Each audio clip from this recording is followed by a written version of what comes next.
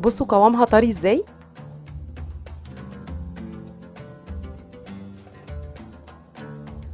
طلعت معايا مظبوطه جدا وسريعه وما قعدتش، يعني بصراحه هي اتاكلت كلها في يوم واحد. اتمنى تكون الوصفه عجبتكم، وطبعا لو عجبتكم يا ريت تشاركوني ارائكم في التعليقات، وان شاء الله انتظروني في فيديو جديد. مع السلامه.